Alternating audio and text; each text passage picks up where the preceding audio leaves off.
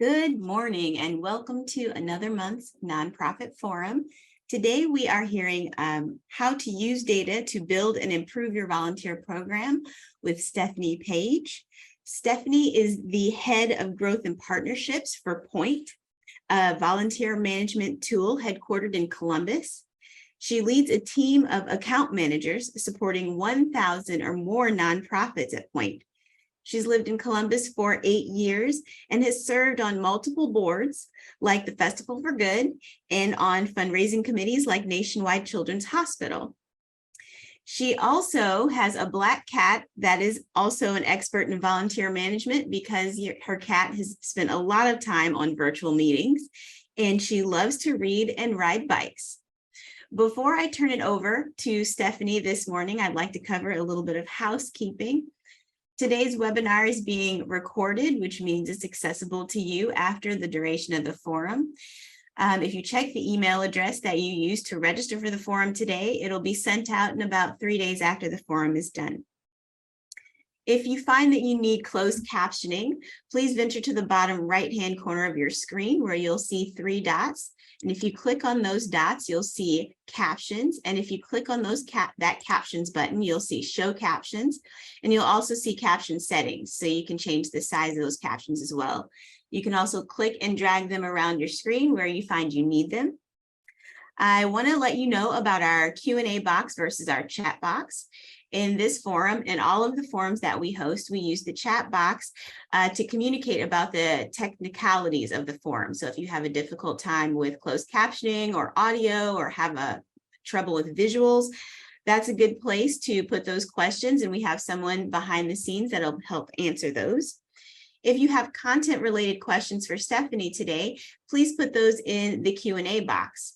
Check that box throughout the forum. You can upvote any of the questions that you see there so that we know those are a priority, and those questions will be asked during the Q&A session of this forum. And with that, I am excited to turn it over to Stephanie. Hello, everyone. Great to meet you. I'm super excited to hang out with you all today. So today we are going to talk about using data to build and improve our volunteer program, specifically recruiting and retaining volunteers, and doing that in marketing and storytelling. So if you guys are going to spend the next 45 minutes of your life listening to me, I wanted to tell you a little bit about why you might want to listen to me. So I am head of partnerships and growth at Point. And if you've lived in Columbus, you might have heard of us, heard of our app. We're kind of like the Uber for volunteering. But what you might not know is we have a volunteer management tool. And I spend all day, every day, talking to volunteer coordinators all across the country and helping them improve and build their volunteer program. These are real people and real stories. I worked with Jess, Brianna, and Heather, all 3 in different parts of the country, helping them recruit and retain volunteers with some of the processes and practices that we're going to talk about today. Some tripling their volunteer size, and Heather, who has a really great volunteer retention rate and 98% attendance ratings. So really incredible women who know a lot about volunteering and use these practices that we are going to talk about today. So why do I talk to thousands of volunteer coordinators? Because volunteer recruitment is tough. And it is tougher now than it has been in years. Post-pandemic, we have a very high competition for volunteers' time. Nonprofits sometimes fight over volunteers.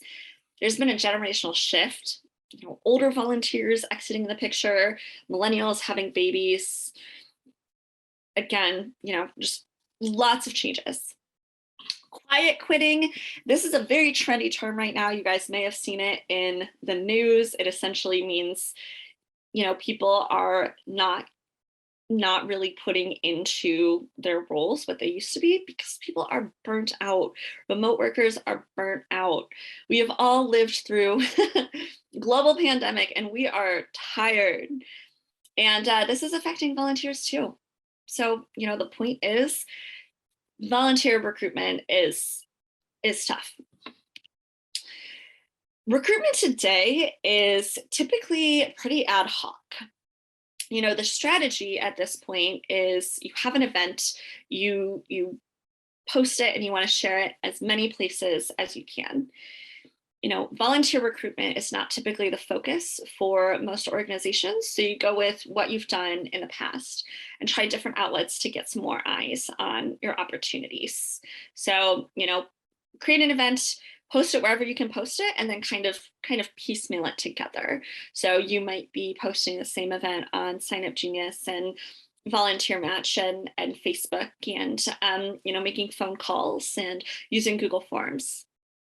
Not only is this take a lot of admin time and a lot of admin work to get all of the different volunteers information from different places, it's also just not working. It's not really a strategy. And we have to be more strategic about how these volunteer opportunities are crafted and where they're sent in order for volunteer recruitment to be more effective.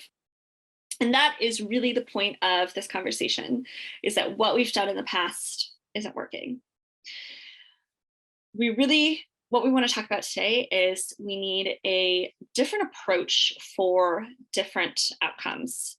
You guys may have heard the term insanity is doing the same thing, expecting different results.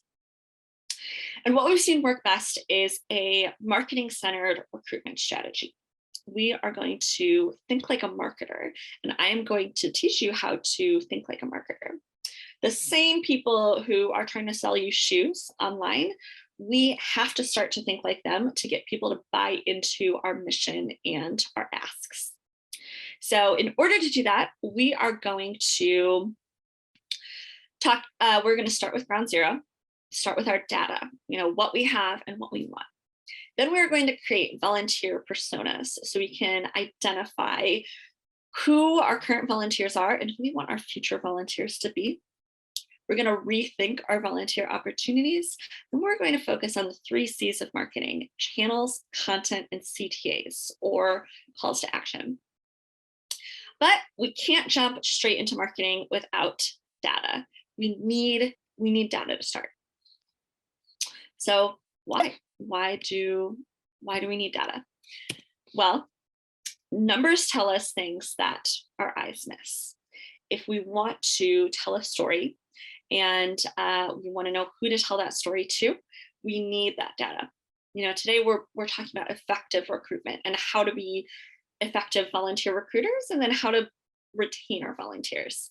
We really need data to do that.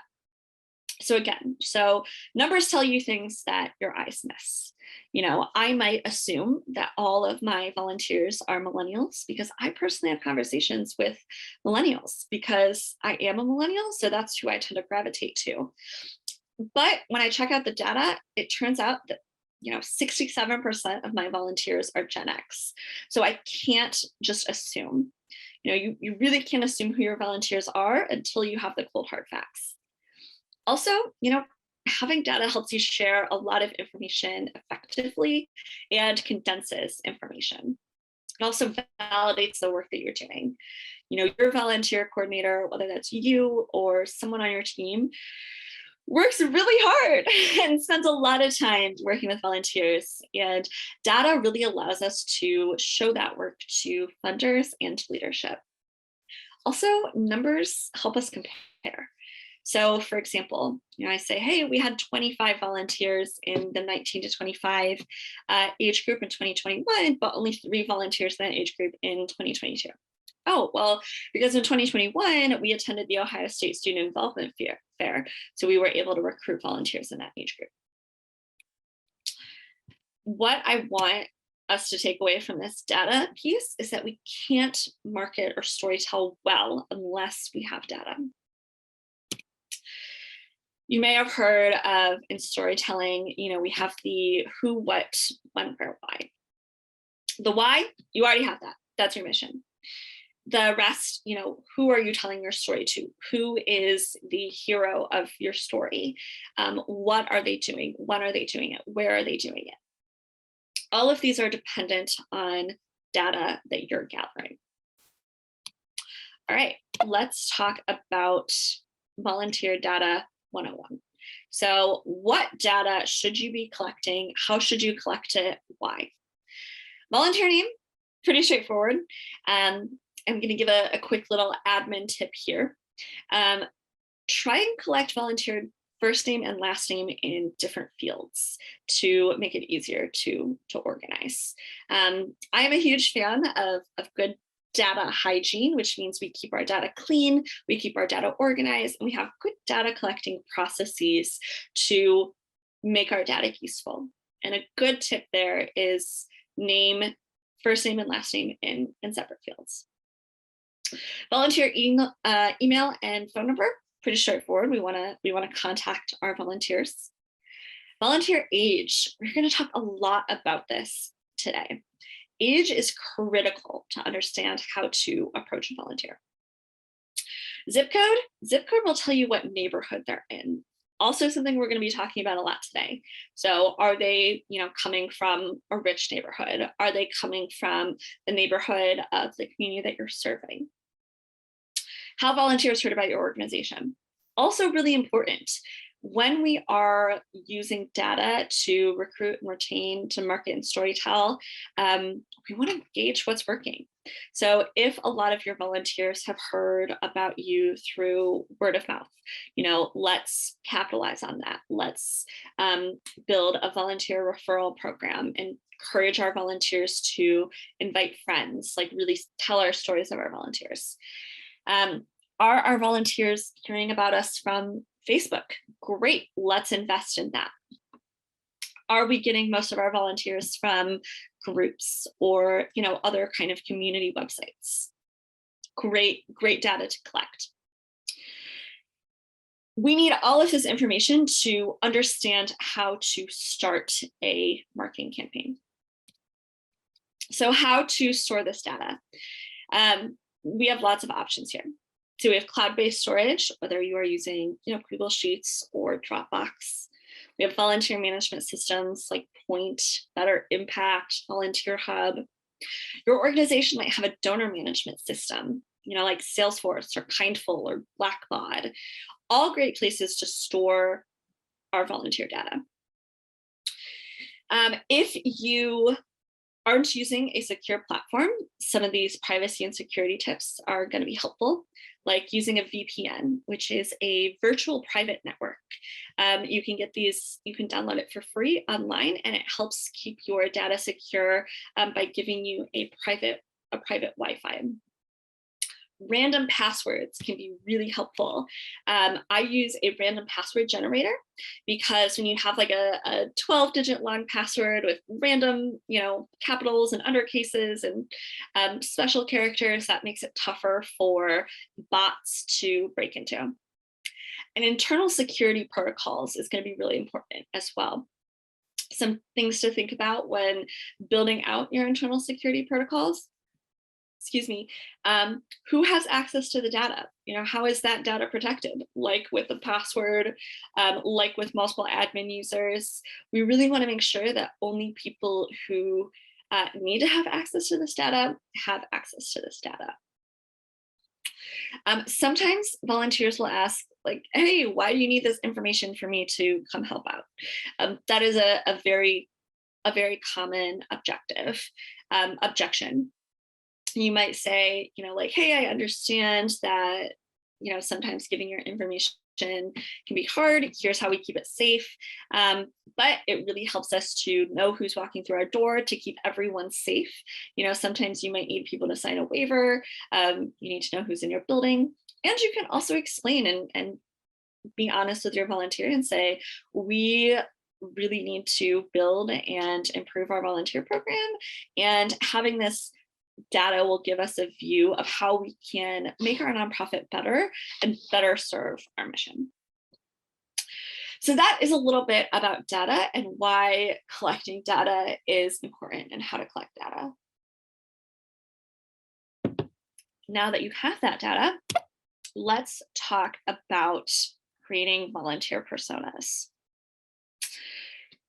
A volunteer persona is a fictional character that you create based on your data and your experience that represent the different types of volunteers who contribute to your nonprofit.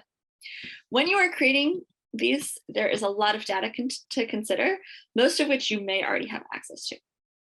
What we want to think about is who is currently volunteering at our organization versus who you need to be volunteering at your organization. So if you see a lot of birthdays in 1965 and 1968, you might know from observation that they're all white women. My data shows that I have a lot of women coming from a Worthington zip code or a Dublin zip code, and my nonprofit primarily serves the Hilltop zip code. We really want to build out our organization's current volunteer population. So we want to build a persona around, this woman, the Karen, who's coming from, a certain generation, who lives in a certain neighborhood. We want to understand. Then we want to build who we want to be volunteering at our organization. And this is really important around building volunteer equity. So for example, if we are, we're serving a population in Hilltop, it makes sense to have volunteers from Hilltop supporting our organization. We really want to build community buy-in and equity within our program. So our organization in Hilltop is a refugee center and an ESL class. So for example, we might want to target millennial women that are Syrian. So we want to target Yasmin. We also want to target Yasmin's mother, Mona. Why Mona? Well, Mona might have a lot of time. She has a lot of leadership in the community. She has buy-in. She knows how your nonprofit needs to serve the community. Taking a look at your current personas and your future personas really helps you identify gaps in your volunteer pool, where you are and where you want to be. You really want to spend some time building this out so you have a volunteer base that's reflective of your community. So some types of data to consider. So age, again, we're going to talk about age a lot in this call. So age and generational targeting is extremely significant in a marketing approach. Gender, cultural affiliation, education, employment. What community members are we serving? Are we always bringing in volunteers from, Dublin and Worthington, or do we have volunteers who are community members of the community that we're serving? What are their interests? Are they interested in teaching? Are they interested in our ESL class? Are they interested in our mission? What is my ideal volunteer persona interested in? What's their location? Again, why zip code can be helpful. And what barriers do my volunteers might have? Like, for example, if I am targeting volunteers from Hilltop, I want to make sure that my volunteer opportunities are in Hilltop. If Yasmin might not have a car, so I want to make sure that I make my volunteer opportunity accessible for her. Mission alignment. This is really important too. This is like the dangling carrot. What gets your volunteer through the door? Is it, the impact that your organization has? Is it that the volunteer is really looking to build community? They're looking for friendship. What data do you need to consider that aligns more closely with your connection to your mission? So again, we really want to look at our current pool of volunteers, or the ideal one that we would hope for, and choose some broad categories. This isn't about stereotyping or labeling. This is about understanding the groups of people who feel most compelled to do your work or fit in best with your work or mission. Generations is a great way to do that. All of these people have different ways of ingesting information, different things that motivate them, different channels that they hear your message. Let's talk about a few of them. Baby boomers. So baby boomers are more team-minded. They tend to be the ones who have workaholic tendencies. They're more positive. They're motivated by teamwork and responsibility and loyalty. They mostly get their communication from meetings and phone calls and Facebook. This is also a great call out for causes. If you're a religious organization or a crisis response, baby boomers are a great generation to target with your marketing and your future volunteer persona. And we have Gen Z. Gen Z loves information. We'll talk a little bit more about how to target different generations when we talk about content in our marketing, but Gen Z are progressive and diverse. They are very entrepreneurial. So a Gen Z volunteer might be a great person to help build out a new program at your organization. They're really motivated by social justice, by trackable change. So how can we share with Gen Z the actual impact that our work is having? They get most of their communication from messaging and text. So how can we take advantage of that? Cause alignment is really important here too. Gen Z really cares about climate and the environment. So if this is you, if this is your organization, this is the organization that the generation that you need to be targeting. Even jobs and education and equality. Looking at your causes and the generations that care about your causes is going to be a great way to market to new volunteers and get people to buy into your mission. The next thing that we want to do is set internal expectations by using national data.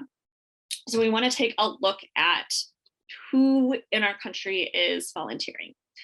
The average age of an employed volunteer is 42 years old. 64%, more than half of volunteers are women, more than half of volunteers are white. The active volunteer volunteers once a year. We want to look at the numbers. 19% are Hispanic or Latino, 14% Black or African American. National volunteers, 6.7% are Asian, 13% are LGBT. Let's also think about what times of the year volunteers are most active and what times of day. Looking at these statistics, are your asks of your volunteers in line with national trends?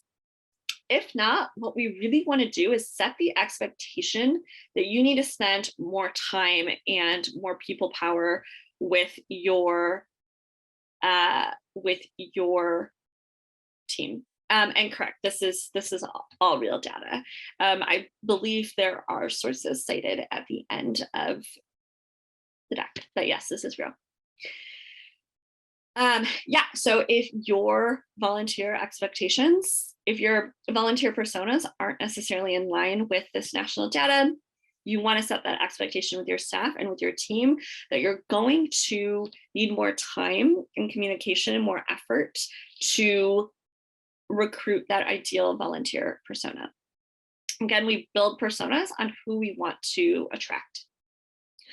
So now that we've built out our personas and we've looked at the data and who's volunteering with us and who we want to be volunteering with us, we are going to, so again, current personas, future personas, we are going to rethink our volunteer program. We're going to position volunteer opportunities using our own data. So we want to think very tangibly about how each volunteer persona can help our mission. We want to go through a mental exercise to think about the lens and the goal of more equality in your volunteer pool, specifically targeting community members to participate as volunteers. When structuring your volunteer opportunities, it's really important to take into consideration potential barriers for participation. So we want to think about the volunteers who would love to have involved, but have not had any participation from. What could be stopping them from volunteering? Time, are volunteers only available, Are the opportunities only available during the workday? Do all of the opportunities require large amounts of time? If most of the community works during the day, how can they volunteer? Does your community have lots of families? How can they volunteer? Do you have a student population that you would like to volunteer? For example, Karen is retired and she has a car, and so she is able to commit to an ongoing opportunity. She can drive wherever she needs to. Amanda is a student, so she is able to take time off during the day, or Amanda has volunteer time off from her job.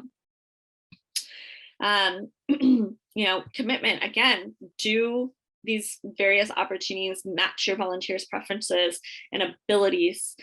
Creating these various opportunities to match your volunteers' preferences and abilities will help with engagement while also delivering great community value. So ongoing events, these are for people who can be available regularly for recurring needs, such as leading a class or answering a helpline. Event-based opportunities are short-term opportunities with a specific purpose, with a start and an end point. Those opportunities might be more accessible to the people you're trying to target.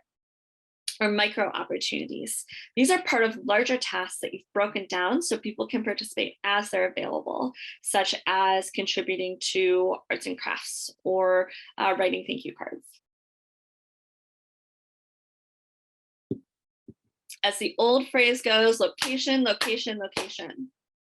Now that we've thought about when we hold volunteer opportunities, let's take some time to consider where your offering is located and how that can impact your volunteer participation.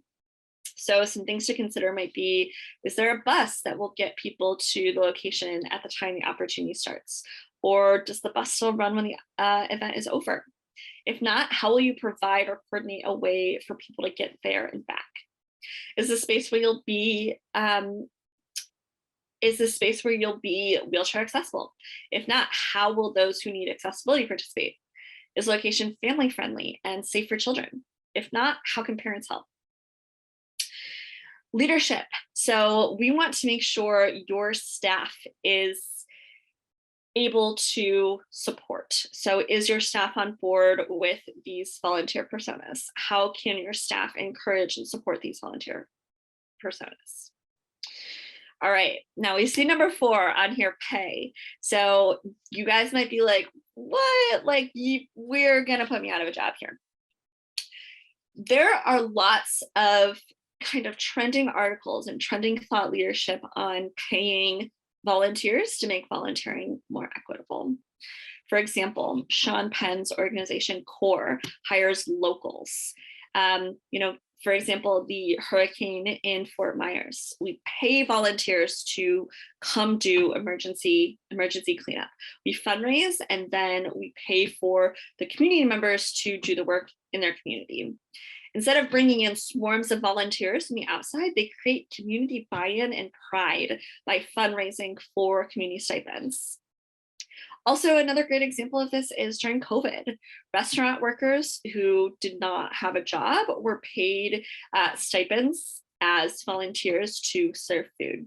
Again, this helps make things more equitable and creates buy-in within the community. Same thing where, internships in Congress or on Wall Street. All the white kids tend to get those internships because they can afford to intern as a volunteer. We really want to think about, are we discriminating against minorities or our community members by optimizing our opportunities for our white wealthy people who can take time off or who can afford to volunteer? Is this something that your development team also needs to be in on if, stipends for volunteers is something you want to explore? It's very radical thinking, but if you're going to rethink your volunteer program, it's definitely a time to consider all of the options. Kind of the summary from this section here is your offerings need to match with the profiles you want to attract. If there's no alignment, no matter how good your campaigns or your outreach are, you'll be hitting a brick wall. All right, so let's talk about marketing and recruiting volunteers. Why should recruiting be used as marketing? Well, the best outcomes are achieved when you know your audience, and to know your audience, you must segment it. And segmenting is what I was talking about before with, location and age and generation and gender. Now that you've built your personas, we need to think about how each persona's 3 Cs, where they exist and how we can access it. So channels. So this is where people get their information from. We want to include, and then we have content, which we'll talk about, and CTAs, which are calls to action. So these are the 3 things we're going to talk about for marketing. We really want to choose the right channels for where our audience and where our volunteer persona is existing. So channels could include email, Facebook, Instagram, TikTok, LinkedIn, WhatsApp, Slack. When you think about the places that you go to find information, where do you go? What about your mom? Now that we've been thinking and we've been talking about diversifying our volunteer pool, where does our ideal volunteer personas go for information, and where do they go to be kept in the know? What if some communities are on WhatsApp? Most foreign communities are on WhatsApp. So let's use WhatsApp, because if our organization is only using email, we're going to miss them because our communication examples are different. For example, our ideal volunteer persona, Yasmin, she is on WhatsApp communicating with her family back in Syria. So if we want to recruit Yasmin, we need to think about where Yasmin is getting her information from. So again, Karen and Amanda might be using email and Facebook. So our current personas, what have we used to attract our current personas? Let's think about that, and let's think about what's working. And then our future personas, Amanda is, on Facebook. Amanda is on text. Yasmin is on WhatsApp. Some of our community members might get their information from mailers or door hangers. Let's really think about where our future volunteer persona is getting their information, and how can we adjust our messaging to fit where that person is getting their information from. All right, content. Content refers to the actual thing that your volunteer might see.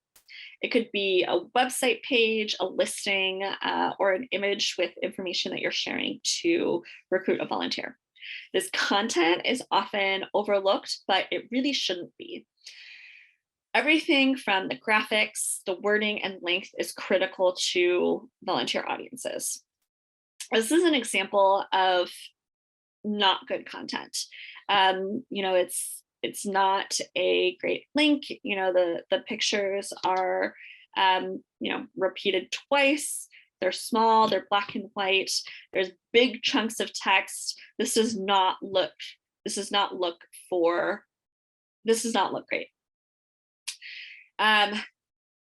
Again, everything, graphics, wording, length is critical to different audiences. So again, why it's important to build out that volunteer persona.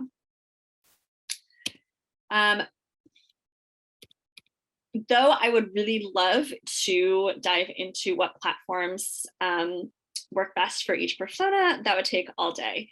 So let's just think about younger volunteers versus older volunteers. We want to choose carrots. So we use that word often on our team, like what is the dangling carrot to get someone to come help out. And we want to choose carrots with generation segmentation. And then we want to use action-based and cause-aligned listings. So this is something I spend, again, like all day, every day, helping people improve their volunteer listings. So, one of our diaper banks on Point, just an event called Warehouse Volunteer, is going to not do as well as a event title with a verb in the title and including who you're helping. Another example, saying Teach Kids Soccer Skills will outperform Columbus Soccer Clinic every time. We also really want to improve our images as well. Canva is a great tool for that. Canva is free for nonprofits, and there are a ton of templates. Also using photos of your existing volunteers. You know, we're going to talk about this more in storytelling, but faces matter. We also want to think about performance feedback. So if you create all uniform content that might not catch the eye of an urban audience, it might be time to have a community member give advice on the marketing asset. All right, here is when we are going to talk a little bit about some examples of segmenting for generational segmenting. That's a big word, guys. Generational segmenting by generation.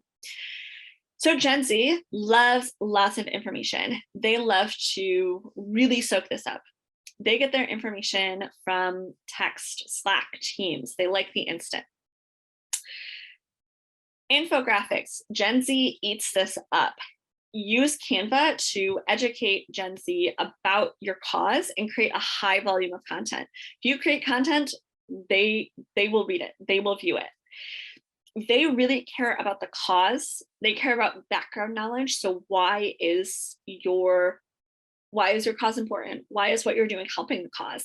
How is what you're doing helping the cause? Like, what is the impact of your organization? How will volunteers help that impact? Another example is with boomers. In boomer marketing, video is king. You guys might remember the Sarah McLachlan commercial, In the Arms of an Angel, with the sad puppies and everything like that. That they ran that commercial so much because it got so much interest and so much feedback. Boomers really like video. A tool that I really like is loom.com. It's free and it can help you create quick videos on how to or storytelling series. So, you know, even if you don't have the budget to, you know, build out a, you know, world-class video series, there are lots of tools that can help you do that, like Canva and Loom. Loyalty programs are really helpful for recruiting boomers. And in communicating, they really like stories and they like bang for your buck. So, you know, hey, when you volunteer an hour of your time, we're able to serve meals to, you know, 25 families. I have some more examples at the end. So you guys will be getting this slide deck and you can view some of our suggestions for different generations. But again, the important thing that I want everyone to take away is different generations respond to different messaging and communication. All right, the CTA, the call to action. This is a screenshot of Point. So we are, like I mentioned, volunteer recruitment and volunteer, you know, management and sign up tool. It takes 2, maybe 3 clicks for the volunteer to sign up for your event. The more steps that you have for a volunteer to get involved with your organization and to sign up for an opportunity, the more opportunities there are for a volunteer to drop off. What I really want you guys to understand is every aspect of your volunteer journey. The relationship that your volunteer has with your organization starts out when your volunteer signs up for your event.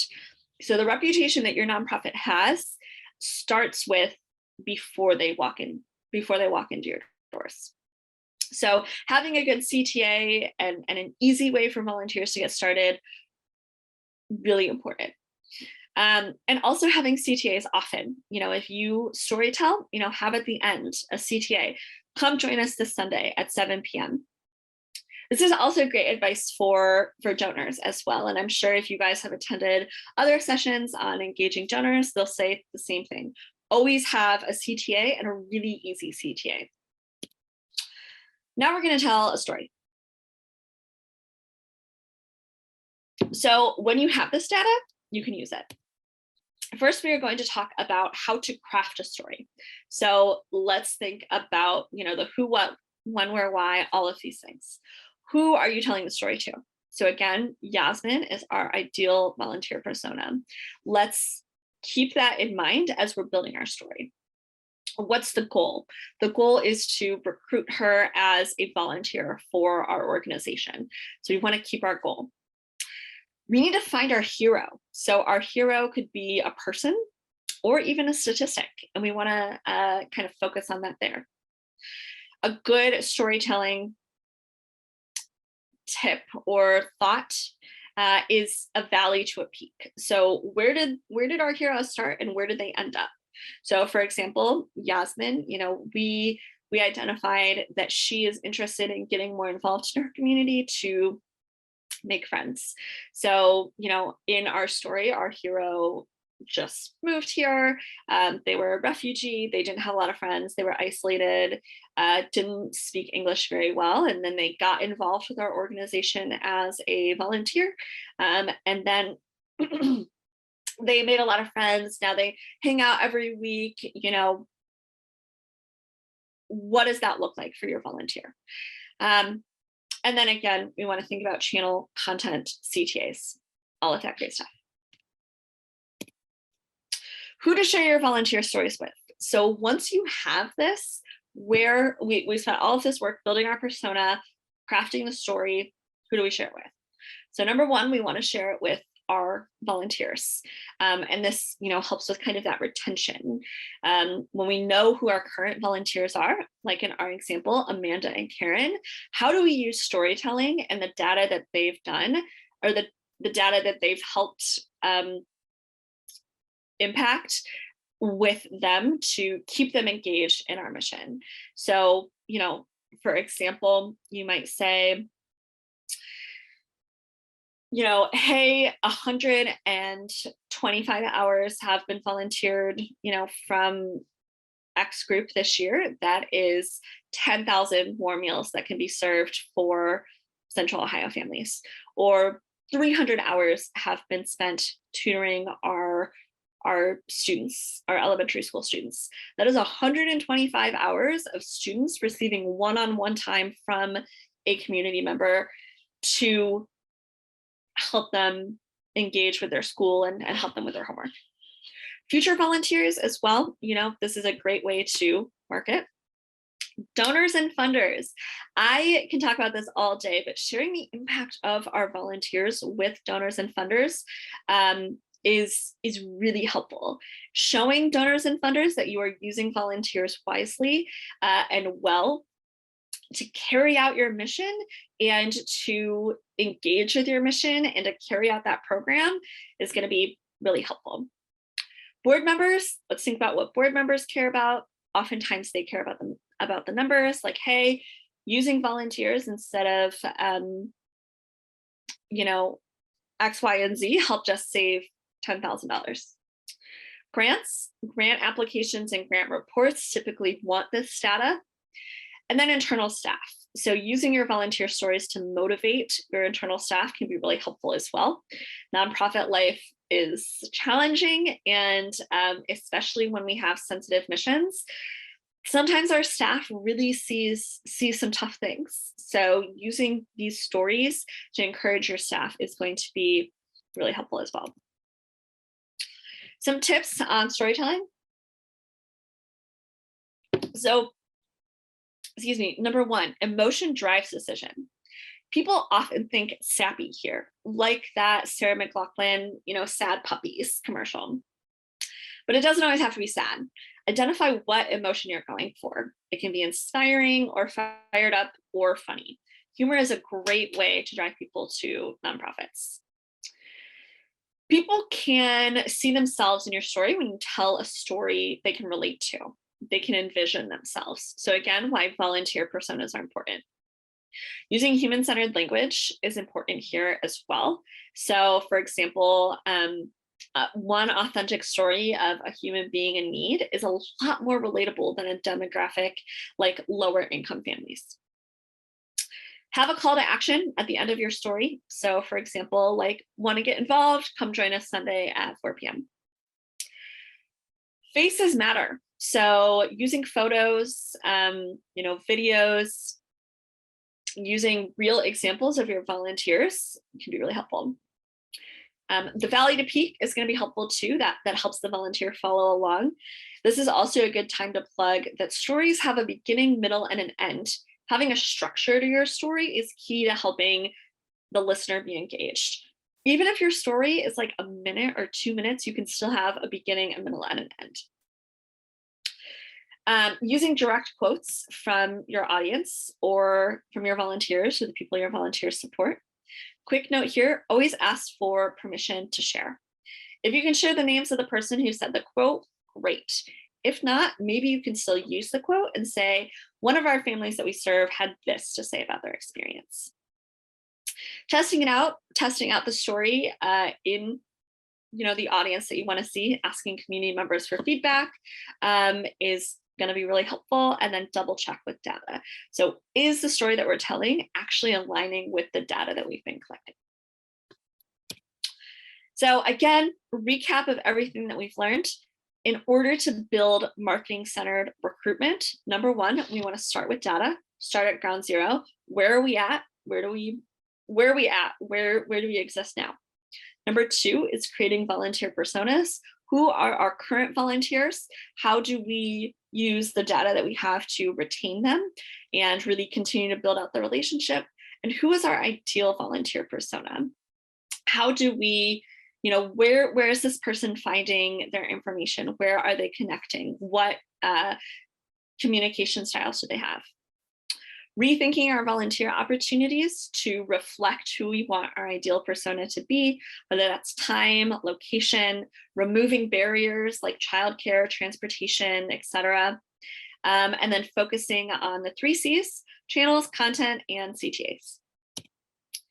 All right, so if you are feeling fired up about making your building and improving your volunteer program to be more equitable and really you want your volunteer program to reflect the community you serve, here are 3 steps that you can take today to make it happen. Number one is audit your current volunteer process. Take a look at that data, how you're collecting that data, where are you recruiting people, what's working, what's not. Number two, put a process in place to collect data in the future. This is great for those, if your nonprofit is very, community-based, like all volunteer run, you've been kind of doing things really ad hoc. One of the best things that you can do to get started is put a process in place for collecting and storing that data. You can't really make improvements if you don't know what's working and not working. And then number 3, create your volunteer personas. And those are some great tips to get started. Again, I have some more slides in this deck that you guys can use for reference, but we didn't have time to go through them today, but they will be sent out after.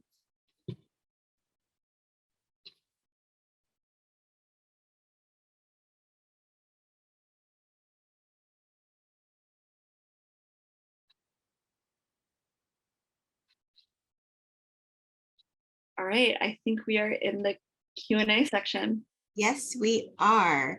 Thank you so much for that. That was fabulous. To our audience members, now's the time to go ahead and start putting your questions into the Q&A box. If you have those, I have a few questions along the path today.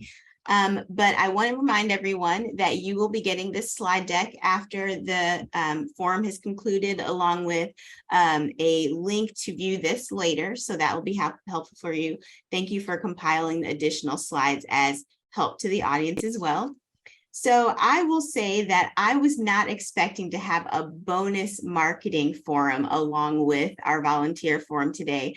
It's great to think about how closely those 2 content subjects are linked to one another and how much you can use your thinking in one area to support your work in another.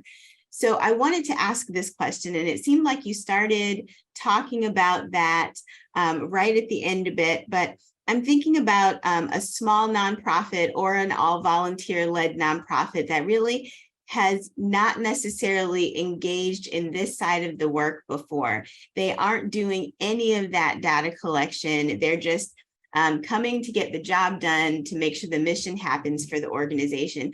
How would you recommend that they get started with a data collection method? I was expecting that this would be probably the first question. And I think the most important thing that I want to respond here is that it's really important to know if you are beating your head against a wall. Small nonprofits, volunteer run nonprofits work really hard, and understanding, what's working and what's not is going to be really important. All of your content and CTAs exist. So we need to build it around who's going to ingest it. And it's better to know if you're wasting your time or not. Getting started, one of the most basic ways to collect data is a Google form. Having a Google form that goes directly into a Google Sheet is really easy.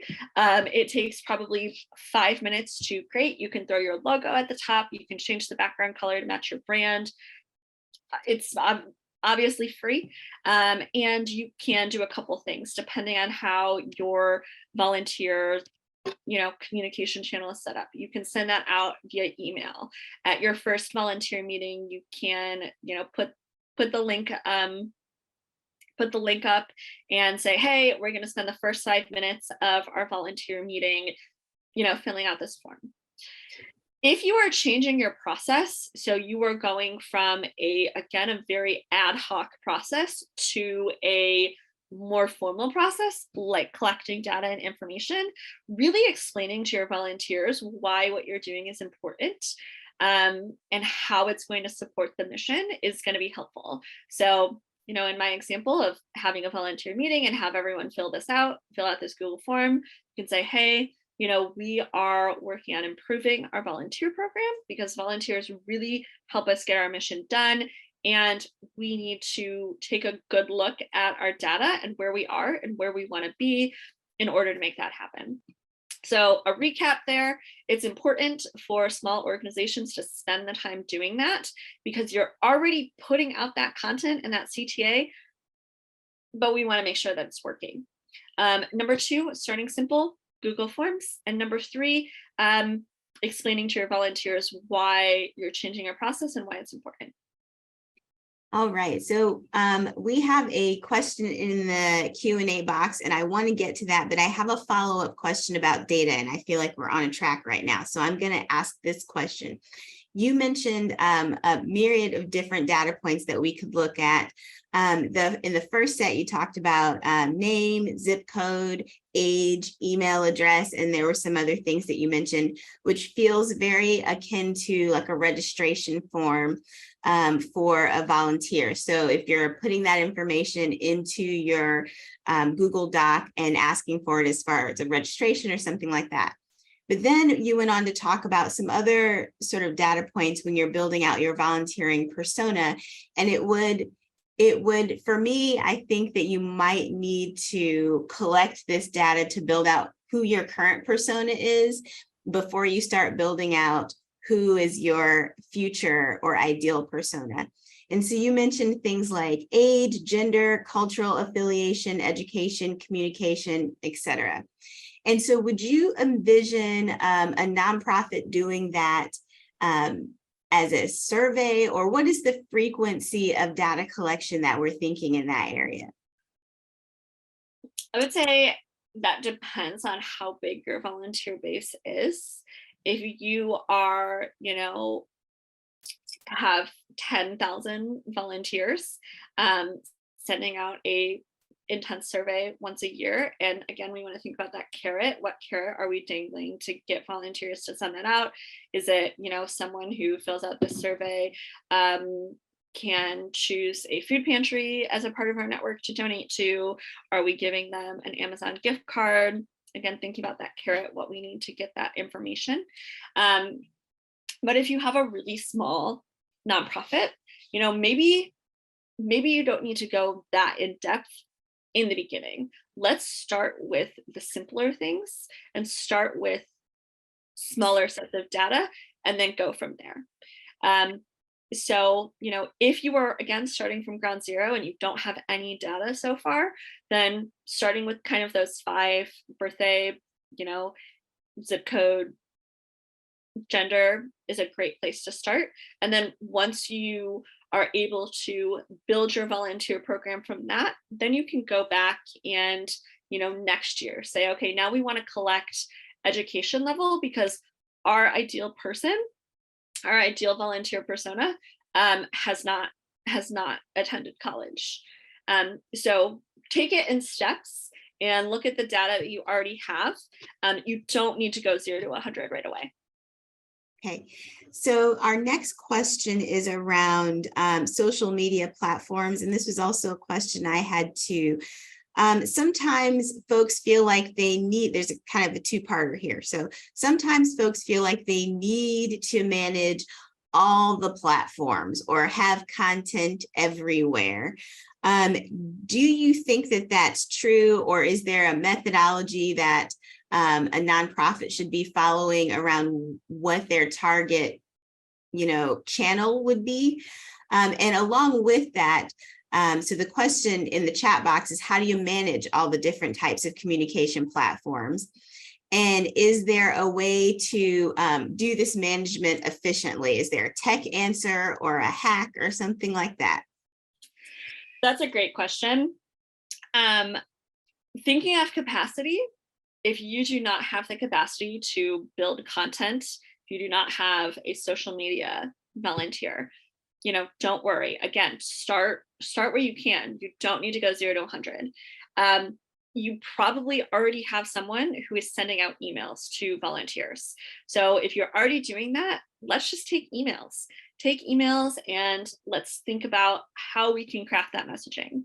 Let's take emails and then let's add something else based on who our ideal persona is. If our ideal, persona is, Mona, let's take emails and then add Facebook. Really identifying where we want our content to live and then focusing on that is going to be key there.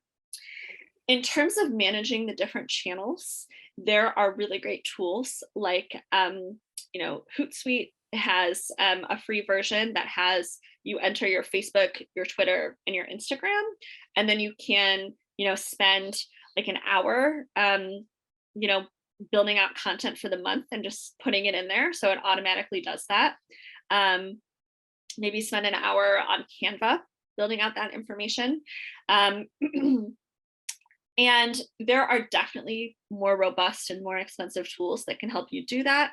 But I think, in answering these questions, what I want to take away is, like, again, don't go 0 to 100. If you're already at 50, take it to 60. If you're at 2, take it to 5, then take it to 10. So you don't have to go 0 to 100 right away, but there are things that you can do to improve your current process. And you may have mentioned this, but I think some of the key to identify, instead of, scattering your message in the wind, identifying where your ideal persona is going to live, and where they're going to get their information, because then you don't have to worry about managing all the things. You can manage the channels that are most important to your current volunteer demographic and your future or ideal volunteer demographic as well. And that's important no matter the size, particularly when you are small and you have a lean team. Exactly. Yep. Which is, again, a lot, kind of what I was saying at the beginning. A lot of nonprofit recruitment is ad hoc. Let's put it where we can, but that's not working. So when we do have a lean team, let's be more strategic about what we want that messaging to be and where we want that to go, as opposed to just putting it everywhere, which is sometimes overwhelming. So we have a question in the Q&A that is specifically about Point app. And I want to direct folks to the PowerPoint that you'll receive and the contact information you'll get for Stephanie to ask questions specifically about the Point app. So, and whether that's right for your organization. And so can we talk a little bit more about the newer concept of paying for volunteers, paying the volunteers? And I understood this to mean more of a stipend than of a wage, but I want to understand what is the current research on that concept? That's a great question. So yes, it's typically a stipend. And again, it depends on what your nonprofit's mission is. If your nonprofit's mission is, we are going to support members in our community, using my fake example of a refugee center and ESL class in Hilltop, if our mission is to support refugees in Hilltop, and I'm like, wanting volunteers from that community, then it might also make sense to align with my mission that we give stipends to volunteers in that community, because then our work is getting done and we're still supporting people in our community. If your volunteers are the type of people who need volunteer stipends, maybe that doesn't make sense for your current volunteer persona, but maybe it does make sense for your future volunteer persona. So again, very new concept. And volunteer recruiting, volunteer management, volunteer engagement is changing a lot. But one of the biggest questions and the biggest kind of things in thought leadership around the US right now is like, we have all of these wealthy white people who are making up the majority of our volunteer force because our volunteer opportunities are built for that type of persona. So if your organization doesn't necessarily have money to pay for volunteer stipends, how can we support our ideal volunteer persona in any way? Is that childcare? Is that transportation? Is that, a meal? So it doesn't necessarily have to be paid, because when there's money involved, things get more complicated. There's taxes, there's, receipts, there's fundraising. So it's definitely something to think about. But if that's not right for your nonprofit right now, let's think about removing other types of barriers. I think that you took the words right out of my mouth, because when you pull the lens back on the concept of providing stipends to volunteers, really what you're saying is reducing the barrier to access for volunteer opportunities. And as you mentioned, the barriers could be numerous. It could be volunteer, it could be transportation. It most certainly could be childcare. It could be the ability to, bring a child and allow them to participate. It could be all sorts of things. And so when we're thinking about a cohesive understanding of reducing barriers, it makes sense that pay is a part of that. We have somebody who is sharing when Halt Violence saw the volunteers working hard at their events, they were led to pay a stipend for their volunteers as well. And I really do think it makes a lot of sense, with knowledge of Halt Violence, that that's a method that they use for their volunteers. But addressing what barriers exist for your volunteering base and your ideal persona is really what's key there. We also have someone saying, as stipends remind them of the many RSVP tutors that are 55 and up, getting stipends for gas and parking when they go several times a week. This keeps me in mind of, and maybe you'll have something to say about this, Stephanie, retired folks who often are finished with their working career and maybe not ready to just kind of like sit down entirely, but looking for a bridge, and they either cannot or don't want to take a position that is completely volunteer, and thinking through whether it's always fair to have that expectation of folks who are retired that their work always be volunteer. This may be a really good bridge for that as well. Absolutely. That's a great example. It's a really great example. And I want to just kind of reiterate that if your nonprofit really doesn't have the money for parking or stipends, there are other things that you can do to help remove those barriers. Like, can another volunteer drop off the task at the volunteer's house? Or can you carpool? Or is there something else that you can do to remove that barrier? That's really good. So I'm going to pivot just a little bit to talk about the connection between volunteers and donors. So there is, I think it was Giving USA actually that mentioned that, let's see, 79% of volunteers become donors. And can you talk a little bit about nurturing your volunteer relationship? So I'm thinking about, what does contact look like for them? What is the role of a newsletter as an example? It's just an example because not everybody communicates that way, but how often should we be talking to our volunteers to help them in their levels of engagement? Yeah, that's a great question. And it depends on your volunteer setup. So if your volunteers are coming to your organization, every day or weekly, like a food pantry, for example, then talking to your volunteers while they're at your organization is perfect. There's no need to worry about trying to build out a different communication system when you have one that works. So number one, that relationship building is really important. So greeting your volunteer by name, asking how their dog is, asking how they got connected to your mission. All of those things are just general relationship building.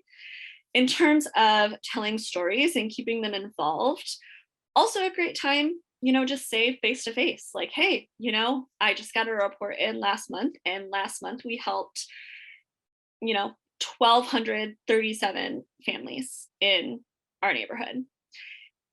You could have a little, Canva printout by the volunteer check-in kiosk. So it's like, thank you, volunteers. Thanks to you. Last month we, had this impact or X impact. I'm personally a fan of like handwritten thank you cards. So you can just get like a pack of, 25 from Target and give it to your volunteer right there. Newsletters, also great. Sharing your volunteer impact, volunteer stories, newsletters, great. Email doesn't typically have a great open rate. So that's why we want to try and focus on these other communication channels. And again, identifying where our current volunteers get information and how we can meet them there. I think was there a second part to your question about donors, or was it really just like all about volunteer stewardship? I think it was a bit about volunteer stewardship and how to help continue engagement that potentially help someone become a donor. Since we know through Giving USA, 79% of volunteers become donors. We want it to be, in my mind, a symbiotic relationship where folks ebb and flow naturally through that spectrum. And it sounds to me like what you're saying is that building that personal relationship that you have with a volunteer is going to be that number one critical component. And I'm thinking about it in the way of the experience they have as a volunteer is what continues their, might continue their involvement as a volunteer and eventually as a donor. So thinking through what that experience might be like. Yeah, and I think, again, depends on on what your volunteer setup looks like. If you run a food pantry and you see the same volunteers come in and you're able to greet them by name, that's great. You might have, several hundred volunteers once a month, and you are not necessarily able to have that personal relationship.